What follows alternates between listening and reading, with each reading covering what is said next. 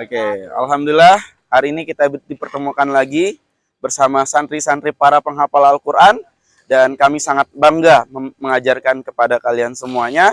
Dan salah satu ilmu selain dari ilmu dunia dan ilmu akhirat yang perlu kita ketahui, jadi salah satunya nanti suatu saat nanti mungkin kalian akan sangat membutuhkan ilmu atau skill ini ya. Skill ini bisa dimiliki oleh semua orang, siapapun dia. Dia mau tamat SD, tamat apapun, para penghafal Al-Quran dan seterusnya, sangat mampu memiliki skill ini. Dan skill ini sangat memiliki nilai lebih ekonominya. Karena kalau di Narmada, seperti yang kalian tahu, di sana banyak sekali petani durian kan? Petani durian, petani buah apapun. Salah satu perbanyakan bibit buah yang dia lakukan adalah menggunakan sistem okulasi yang akan kita pelajari hari ini ya. Oke. Jadi untuk perbanyakan bibit itu banyak cara. Banyak sekali caranya.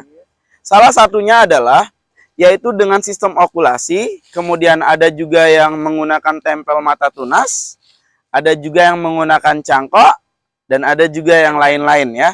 Yang kalian ketahui selama ini mungkin hanya mencangkok kan? Ya.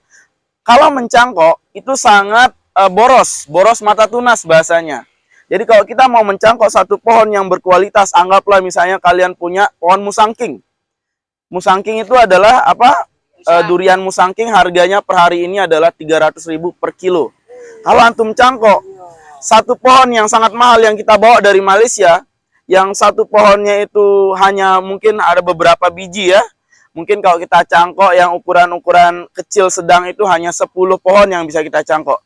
Tapi kalau misalnya kita menggunakan sistem okulasi tempel mata tunas, satu mata tunas itu satu pohon itu bisa menghasilkan ribuan bahkan jutaan bibit yang lain yang berkualitas. Ya, oke. Jadi diperdekat Firas, hari ini kita akan coba belajar okulasi yang pertama. Ini yang belum jadi yang ini ya. Oke. Jadi ini juga yang belum jadi. Ciri-ciri yang bibit yang sudah diokulasi adik-adik semuanya. Perhatikan ini ada tanda yang sudah diokulasi. Nah, ini sebenarnya awalnya adalah anakan yang dari bawah. Yang antum makan biji ini kan jenis apa ini? Jambu biji. Jambu biji ya. Tapi anakan ini jambu biji. Setelah ditempel dengan jambu kristal, baru dia bisa berbuah seperti ini. Kenapa kok bisa dia cepat berbuah? Karena kita tempel. Kalau kalian tidak tempel, akan menunggu waktu yang sangat lama sekali. Bahkan sampai 10 tahun. Tapi kalau misalnya antum tempel sekali, ini kemarin sudah berbuah. Ini yang Ustadz okulasi sendiri di rumah. Ya. Saat okulasi sendiri kemarin sudah berbuah, tapi qadarullah karena ada pendongkelan akhirnya gugur. Tapi dia akan muncul buah lagi karena ini subur sekali. Caranya Ustadz okulasi di bagian sini, coba antum perhatikan. Coba antum perhatikan di bagian sini ada bekas sayatan ya? Ya. Ada tempelan kan? Ya, yang awalnya ini bukan kristal, tapi Ustadz tempel dengan kristal. Ini namanya kristal siumix pala. Ada namanya kristal putih seperti ini, kristal putih. Sama-sama jenis kristal. Sebagaimana antum tahu, kalau mangga itu banyak sekali jenisnya kan? Ada mangga harum manis dan lain-lain. Begitu juga jambu kristal banyak sekali. Nah sekarang Ustadz mau praktikum kepada kalian semuanya. Apa saja yang harus kita perhatikan sebelum kita okulasi? Pertama, alat dan bahan dulu. Nah, alat dan bahan yang harus perlu kalian miliki adalah sederhana sekali, bisa kalian dapatkan di mana saja. Pertama, cutter. Usahakan cutter yang kalian gunakan adalah cutter baru. Jangan cutter yang sudah berkarat. Karena akan mengakibatkan hasil operasi kita nanti itu akan bahaya. Nanti banyak infeksi di tubuh pohonnya. Akhirnya gagal. Nggak bisa tersambung. Sebagaimana kalian mau mengoperasi seseorang. Mungkin di anak kalian semua ada yang mau jadi dokter misalnya. Ketika mau operasi itu harus benar-benar steril semuanya. Alat dan bahan pun harus steril ya. Satu, ini pisau. Yang kedua, gunting dahan. Antum bisa dapatkan di mana saja. Kemudian yang ketiga ada namanya kertas okulasi. Oke. Kertas ini adalah kertas khusus, bukan sembarang kertas. tebalnya itu sesuai dengan tebalnya yang bisa ditembus oleh mata tunas. Ini namanya kertas PE 0,2. Ini kalian bisa dapatkan di mana saja, tentunya di toko-toko plastik ya. Atau mungkin kalau misalnya mau lebih sederhana pakai yang S.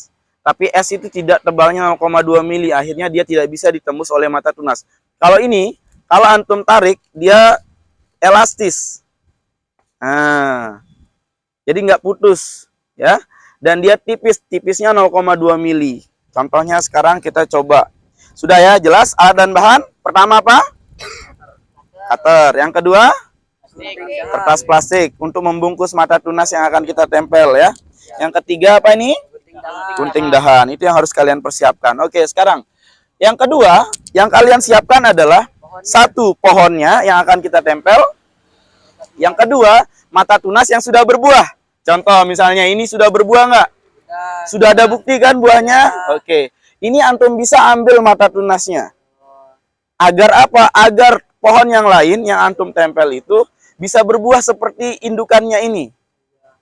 Jelas?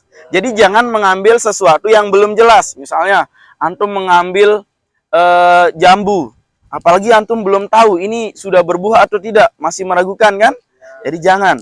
Antum ambil yang jelas-jelas sudah berbuah. Sebagaimana misalnya yang ini nih. Sedang berbuah kan ya? Jambu apa ini? Jambu air namanya. Bisa antum ambil mata tunasnya. Sekarang coba kita sembarang aja. Misalnya Ana mau ambil di bagian sini. Nah, nanti tipsnya ini akan berbuah juga ya adik-adik semuanya. Kita ambil mata tunas terserah kita sebenarnya. Misalnya Ana ambil yang ini misalnya. Oke. Nah, ini nggak apa-apa. Karena setiap beberapa 3 bulan sekali kita harus lakukan pemangkasan. Pemangkasan ini untuk memancing pembuahan di pohon yang akan kita buahkan ini. Jadi hanya sampel saja. Di sini namanya entres. Ini entres ya, ini kita bisa buang. Yang muda bisa jangan kita gunakan. Gunakanlah entres yang sudah berwarna coklat. Jelas? Jangan yang masih berwarna hijau. Kalau hijau otomatis tingkat kesuksesannya sangat kecil sekali. Ya, kita ambil mata tunas. Di sini ada mata tunas yang biasa akan muncul. Misalnya, lihat, coba antum bisa lihat. Di ketiak daun ini ada mata tunas. Sebagaimana ini misalnya, coba antum bisa perhatikan mana yang lebih jelas ya.